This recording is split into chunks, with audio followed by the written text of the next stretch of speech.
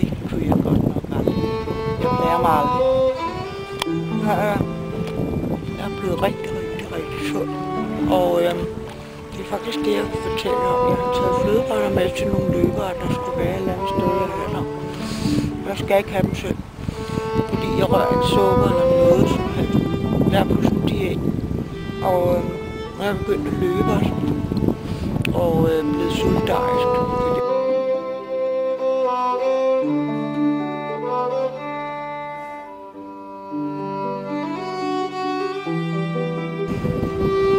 Alle de her ting, du ved, ikke? Og spinat og grønkål og sådan, det forholder mig til. Jeg kunne aldrig drømme om at spise noget som helst.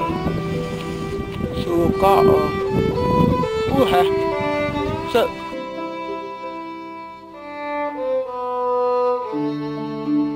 jeg forener mig med naturen, og ligesom naturen og sundhed og skønhed, det passer sådan lidt til mig.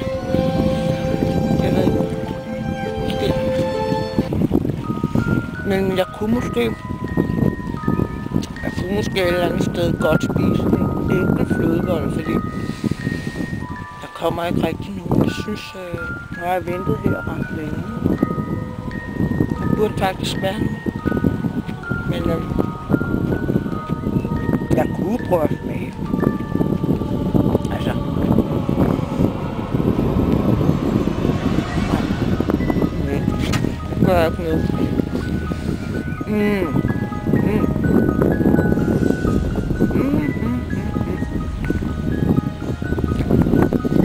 Den er faktisk rigtig god.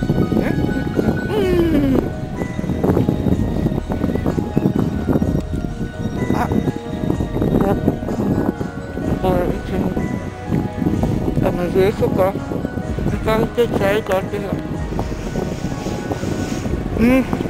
Men de er ved at smelte, og der kommer ikke nogen løber, så hvad skal jeg gøre?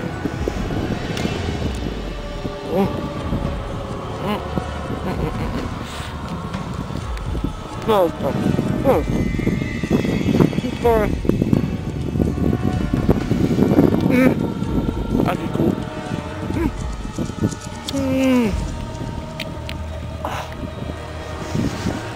Jeg hader skuderne til at tage min for grøn.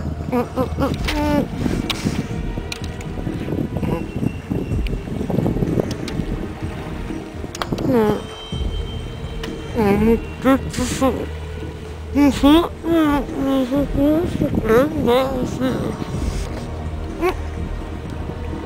Jeg skal godt. Jeg har spist dem alle hurtigt. Det er kraftedeme ikke godt, det her. Jeg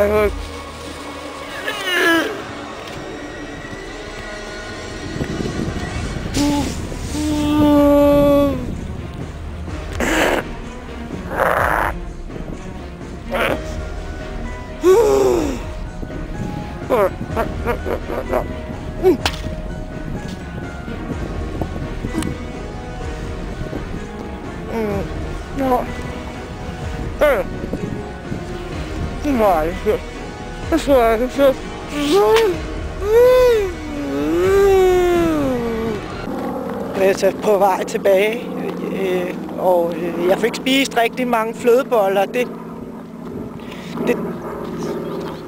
Det synes det var ikke godt. Altså jeg må bare indse, at det var en fejl. Jeg må lære at prøve at kontrollere mig selv, når jeg spiser flødeboller, fordi jeg er som regel meget sund. Altså,